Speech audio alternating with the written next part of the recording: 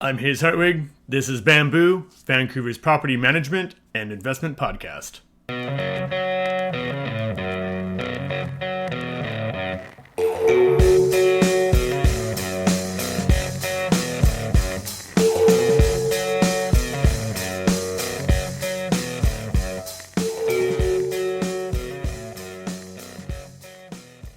I'm Haze Hartwig. This is Bamboo, Vancouver's property management and investment podcast.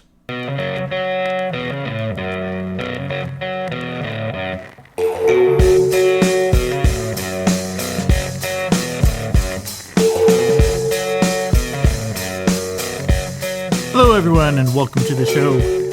Today what we're going to be talking about is reasons to keep your unit updated. A lot of landlords sometimes fall into this trap of thinking that it's just a rental, and frankly it's not the way that this works. So we're going to touch on a couple bases today and just cover reasons why you should always keep your unit updated. The first one is that if you show that you care, your tenant will care about the unit. Usually there's going to be some repairs, and at the start of any newly rented unit that just comes on the market, you'll have to deal with some things that will be discovered through the move-in report. Because frankly, the point of the move-in report is to look for any deficiencies. So if there are any, they'll likely get discovered. This also starts off a tenancy on the right foot. Because if the tenant comes in and they see that some things are off the tracks, or doorknobs are loose, or there's that electrical light that buzzes you every time you turn it on and off, then they'll be upset if that's not getting repaired. The other thing for you as well is it shows the tenant that you care. And if you care about your unit, then they definitely will. So overall, when you put your unit on the market, just make sure that you keep it up to date and taken care of, because that way the tenant will, and in the long run, your place will be ready to go. An additional part of this is that if your place is always up to date, should you decide to sell the unit, it's already ready to go. There's nothing that's going to pop up in an inspection and basically knock down your price, because anybody who's trying to purchase is always trying to find a way to get that price to come down. You want to make sure as well that you're doing your inspections throughout the tenancy. Now, this can be some areas of conflict with some tenants, and you kind of want to reframe this as more of a site inspection than an inspection of the actual tenant themselves. Because there's an ongoing conflict between tenants and landlords, which generally stems from a lack of communication. So when you're doing your checks throughout the tenancy, you want to reframe that to doing the updates and the checks on the actual unit. This area will make the tenant welcome you in and build more trust and confidence between you guys, because after all, you are in essentially a relationship. So try to reframe that to help instead of judging, so that way you and the tenant will get along better, and overall it'll be a great thing. Now, between the tenants though, so when your tenant moves out, you may have to paint. This is just something that happens. People are living somewhere, they're going to bump into things, and over time it'll just keep on adding up. So the tenant is actually required only by law to fill the holes that are there. So when they're hanging up pictures, even that bracket on the wall for the TV, they need to just fill that, but they are not required to paint that. And to be perfectly honest, you generally wouldn't want the tenant to paint that, because after a while, the paint will generally start to fade just over time, oxygen, light, that sort of thing.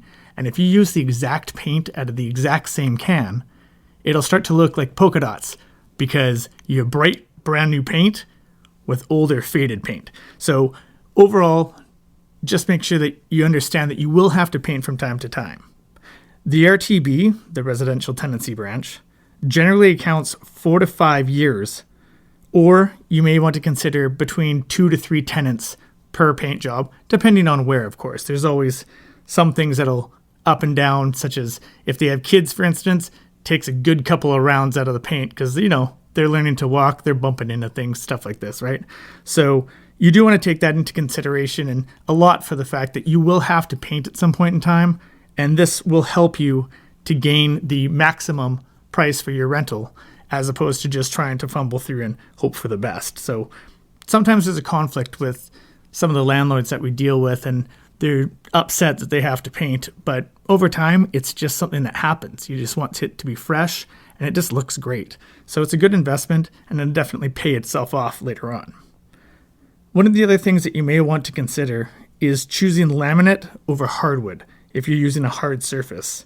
It's definitely more durable, and there has been some upgrades with carpets in the past years, so it is also quick and easy to do, and is definitely more durable itself.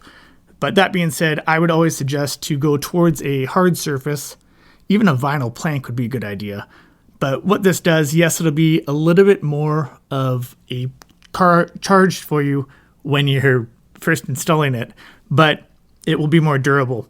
The difference between the hardwood actual and the laminate flooring is that pets generally will cut into the hardwood with their nails, whereas a vinyl or a laminate flooring is a little bit more durable and doesn't cut up as much. So if you have the choice between the two, I would suggest going with the the laminate or the vinyl plank over the hardwood, and keep with the hard surface. The other thing is that, generally speaking, most of the tenants these days are more interested in hard surfaces. It's easier to clean, it's easier to maintain, and it just looks really sharp. So overall, I would suggest go with a hard flooring over a soft one, but of course the choice is completely up to you. One of the benefits of the soft flooring, i.e. carpets, is that it goes in very quickly. So if you wanted to get it turned over very quickly without a lot of noise and hassle, then you could actually go to carpet. But overall, as a higher rental, if you have the choice between the two and you are going to replace your flooring, I would suggest to go with the hard flooring. Additionally, with the RTB, they generally assess it for about 10 years of your flooring. So that doesn't mean that you have to do it every 10 years, but do take that into account, that if you had some carpets in there, for instance, and they were pristine, but they were 10 years old, then if they did get damaged, that may be a question that comes up at the RTB, right, wrong, or indifferent, but it is something that you want to take into consideration, because they may just say that it's at the end of its life and it's not worth it anyways, in which case you would lose an RTB case if you're in there. That being said, of course, it is always up to arbitration, and there is one quote from a colleague that said arbitration is at best arbitrary. So take it with what you gain, but overall, it is your choice. I would suggest to go with a hard surface as the final point of what I'm getting at to. The other thing that you can see sometimes fall into the trap of with the it's just a rental is that it's where somebody lives. So you want to make sure that this place is taken care of and that they're happy with it. And if you make sure of this and take into account that this is your investment, not just a rental, that your tenant will be happy, and a happier tenant generally takes care of the place, sticks around for longer, i.e. you have less vacancy. And overall, this makes for better situation for everybody involved. The other thing that a lot of landlords tend to fall into this trap of is they have the quote and they say, I've never had a problem in 20 years. So sometimes a tenant will move in after the landlord has moved out of the original place. They've been living there for an extended period of time. And then eventually the dishwasher or one of the appliances breaks. And many times we'll get this response from a landlord saying, well, I've never had a problem in 20 years. And this is really a silly situation or silly thing to say, because if you haven't had a problem in 20 years, it means you're due. So unfortunately, this happened when the tenant arrived, but it probably would have happened with you anyways, and you'd have to replace it regardless or fix it, depending on whatever the price is. But one of those things that you have to look out for is if something does break down, just fix it. Unfortunately, it's part of the game. You don't just rent a place and get money. Like, you're going to have to keep things updated, and that's just the nature of the beast. So that's basically all we have for the thoughts of that, but just making sure that you keep your place updated as a landlord, and it will make for a better situation for everybody and for you all around. So thanks for joining us. If you found anything useful out of this podcast, please be sure to subscribe. We'll be back in 2 weeks to cover the stats and anything going on in the property management world. My name's Haze Hartwig, and this has been Bamboo, Vancouver's property management and investment podcast.